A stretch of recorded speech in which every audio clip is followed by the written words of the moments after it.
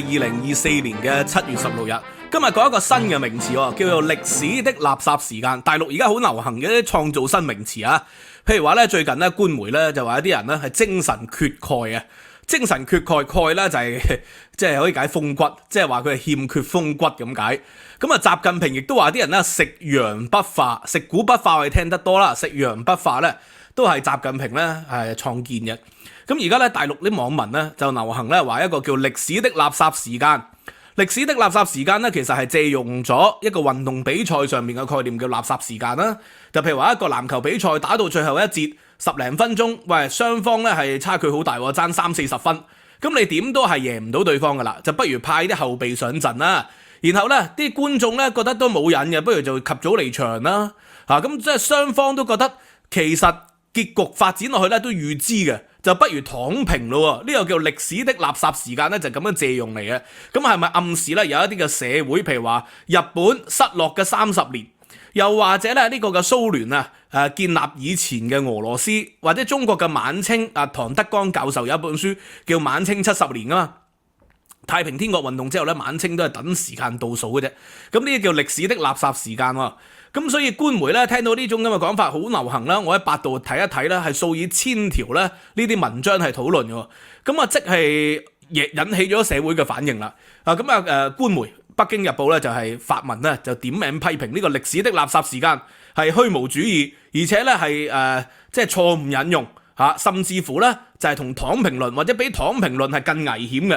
咁但係與此同時咧，呢個歷史的垃圾時間點解會喺呢一刻？其實我查一查咧，係今年4月開始咧，2024年嘅4月就開始有啲文章，去到7月咧去到高峰啦。呢啲文章嘅轉載量去到高峰。點解咧？就係因為呢幾個月咧，有好多人咧係失業啦，揾唔到工。大學嘅畢業生、研究生係呢個時間畢業噶嘛，佢哋發覺畢業之後揾唔到工喎。有一啲咧就已經在職嘅，就然後咧要減薪，斷崖式減薪。咁譬如話之前咧中金有一個女仔月薪10萬嘅，突然間由10萬減到3萬喎，但係佢哋咧借咗錢去買樓，然後要還錢俾銀行，發覺還唔到，結果咧就係自尋短見喎。呢啲新聞係屢見不鮮。而咧今日最新嘅新聞咧就話一啲係央企或者係國有企業喺香港嘅分公司員工，根據呢個嘅新加坡聯合早報嘅報導，都被呢個嘅中央母公司要求係歸還咗一啲嘅獎金。咁但係嗰啲獎金應該要交咗稅㗎，咁交咗稅之後點樣歸還呢？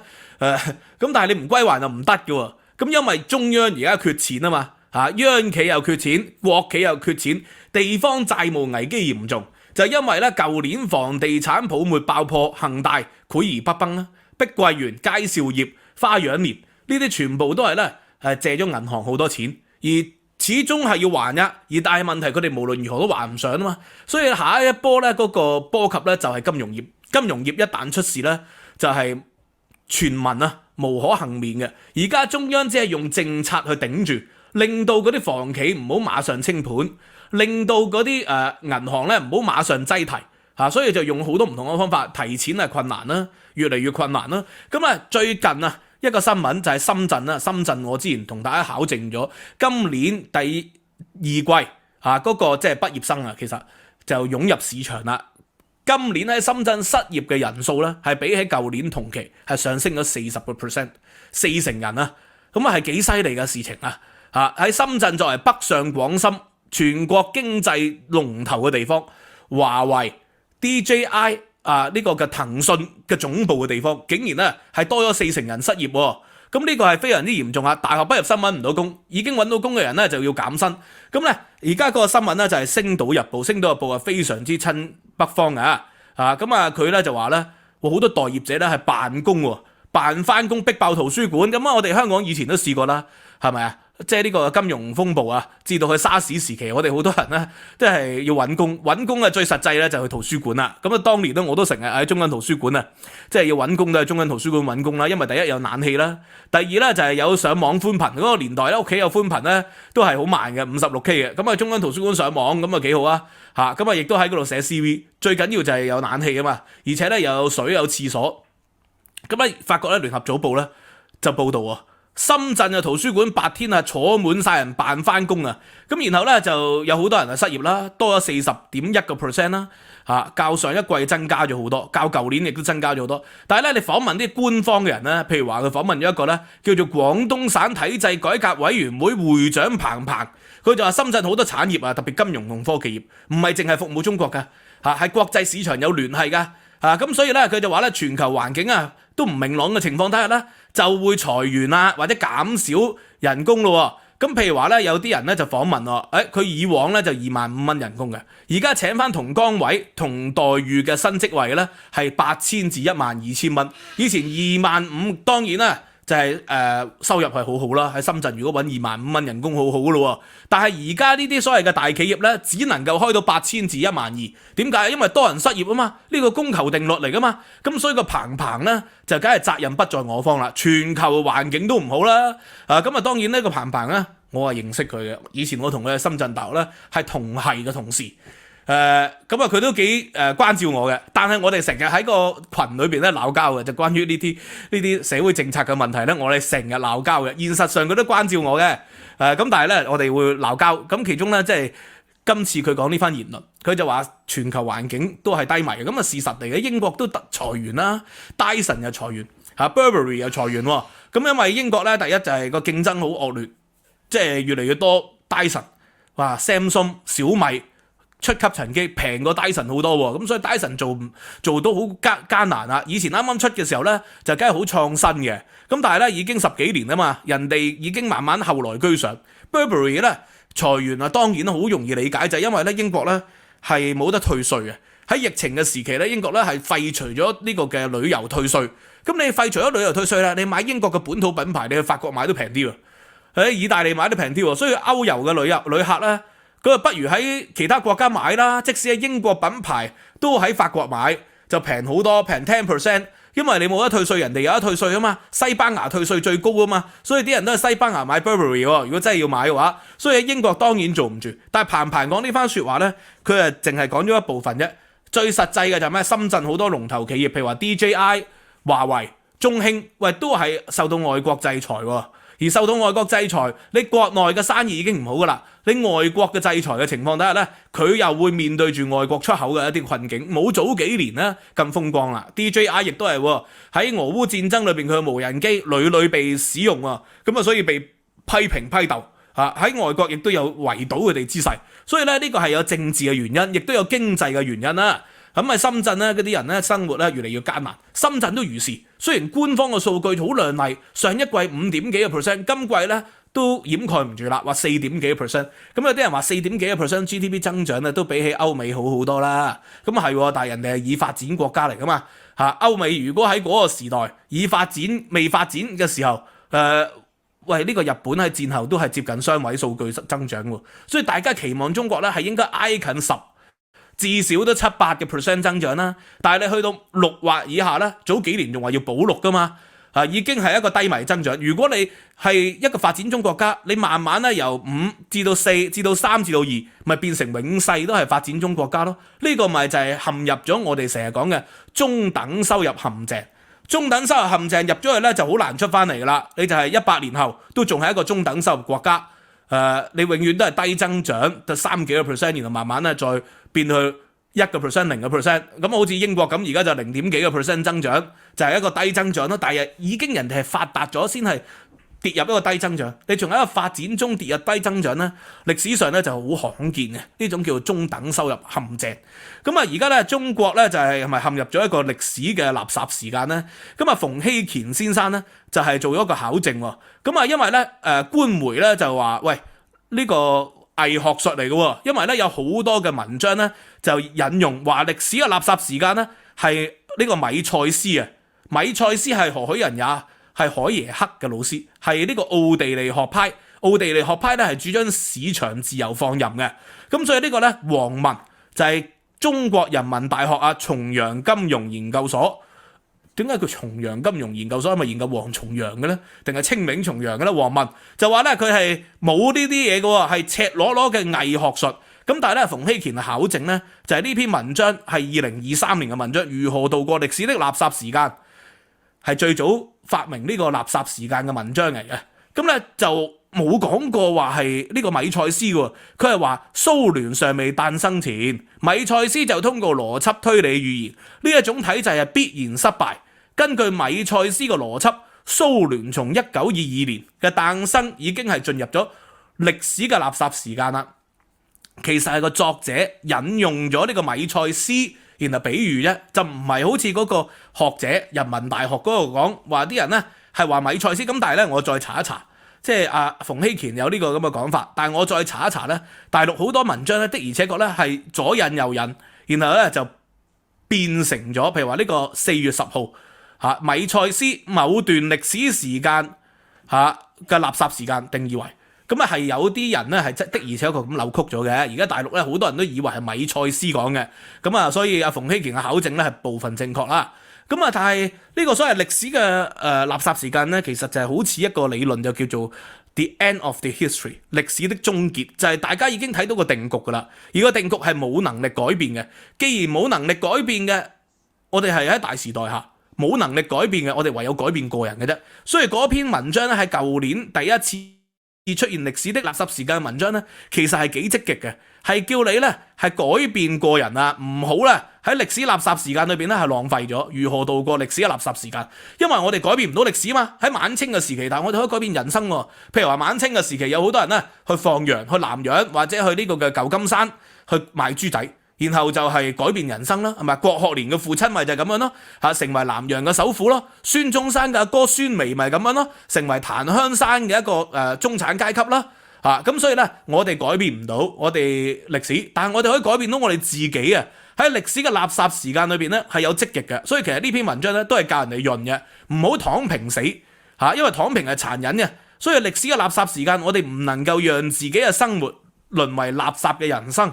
其實咧，佢係主張潤，唔係主張躺平呢篇文章。咁所以官媒就梗係好憤怒啦，因為你主張潤、主張躺平都係一個軟對抗嚟嘅。而家有一啲人咧就係主張中國已進入歷史的垃圾時間。最初呢篇文章係冇提到中國嘅，但係當然啦，有好多人讀完之後咧，認為有暗示，認為咧暗示中國已進入垃圾時間。咁越嚟越多文章喎。呢篇文章之後咧就如雨露春筍啦，越嚟越多文章咧就暗示或者明示中國已進入歷史的垃圾時間啦。點解會有啲人咁諗咧？就係因為習近平新時代咯。就係永續執政啊嘛，你無能力改變咗永續執政呢個格局。以前咧改革開放時期，你覺得嗰個領導做得唔好啊，你咪等5年啦，等10年啦。朱鎔基嘅時代好多人都好嬲噶，其實我喺北京當時就同啲人傾偈，好多咧就係下崗嘅工人喺國有企業咧就係鐵飯碗下崗，佢哋對朱鎔基嘅經濟改革都好嬲喎，但係都冇辦法噶喎，佢哋覺得可以等5年後可能個政策會改變咧。咁但係結果5年後咧，佢哋變成咗民企嘅老闆或者民企嘅工人，佢哋生活改善咗好多啦。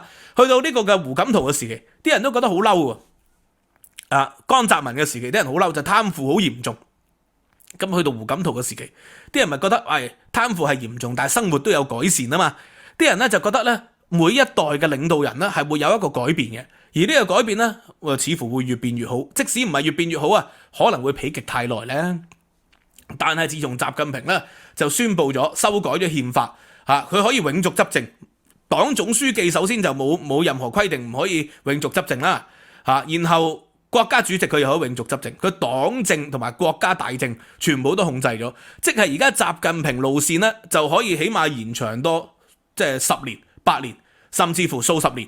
而家科技咁先進，去到90幾歲有幾出奇啊？咁佢而家70幾歲，做咗20年喎。咁有啲人咪覺得佢係冇能力去改變而家呢個格局，就視呢種嘅結果為歷史的垃圾時間。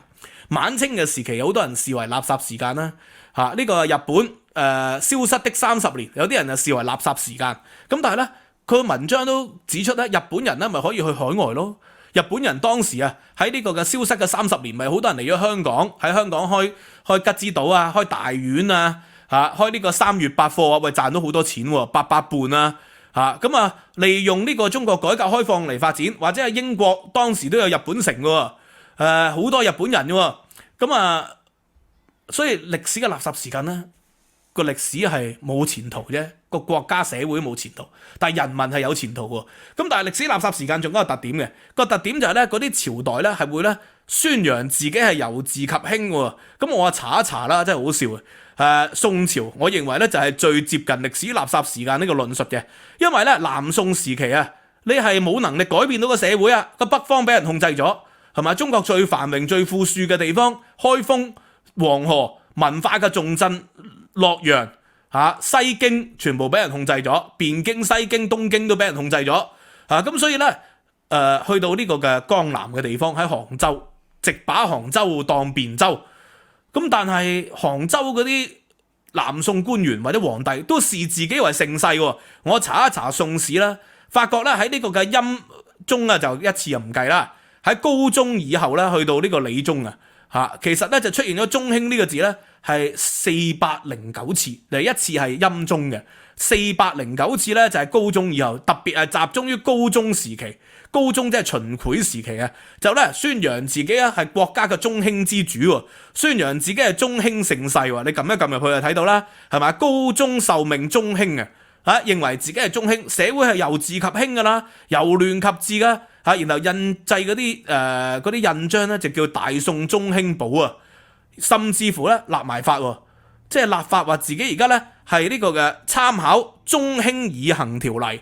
哇！喺法律上話自己係中興呢個係咪好厲害啊？係咪即係法律仲寫咗秦檜叫中興聖統，寫咗好多文宣咧係形容自己係中興盛世。咁呢個咪歷史嘅垃圾時間啦，大家都知道啦。喺南宋你係北伐無力噶啦，係咪啊？自從呢個嘅岳飛失敗咗之後，韓世忠失敗咗之後，北伐係無力嘅，就冇辦法收復翻即係已故嘅土地冇辦法咧。即係壯志飢餐胡虜肉，笑談渴飲匈奴血噶咯喎，咁只能夠偏安於呢個江南江左一帶所以喺咁嘅情況底下咧，佢哋無能為力改變格局。咁但係南宋有好多好積極嘅人喎，有朱熹咧，有呢個嘅陸九淵啦，係咪？有好多呢啲文人雅士係試圖咧喺思想上有突破，所以咧嗰個時代係無力啫。你係雖然失業，要喺深圳嘅圖書館度辦翻工，雖然你嘅人咧係好悲哀，係咪？冇前途，讀咗好多書內卷結果咧揾唔到錢，或者係買咗一層樓，而嗰層樓爛咗未？亦都有一啲人咧就係供緊樓，而層樓係負資產。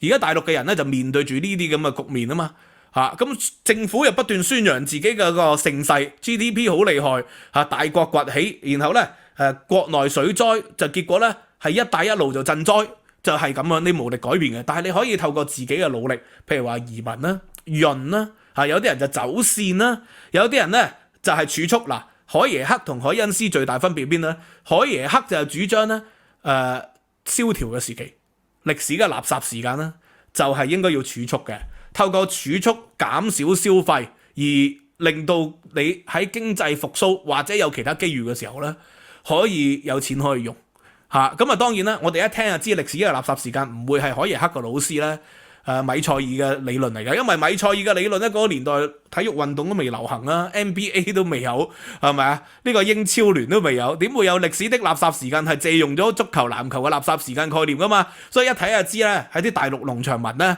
喺度亂作嘅。咁但係官媒咧就煞有介事咁就借稻草人就攻擊啲人咧係亂引用海耶克嘅老師即係通往奴役之路。海耶克嘅老師米塞爾，咁呢啲奧地利經濟學派咧，又叫聖山學派啊嘛，呢啲人就係好主張自由放任嘅。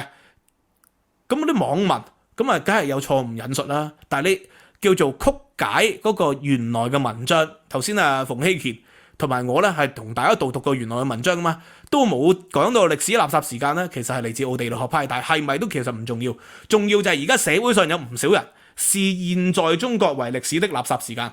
咁官媒就話你係唱衰睇衰中國係冇用嘅，係徒勞無功嘅。咁你係咪徒勞無功唔重要？一個社會梗係有人睇好，有人睇衰噶。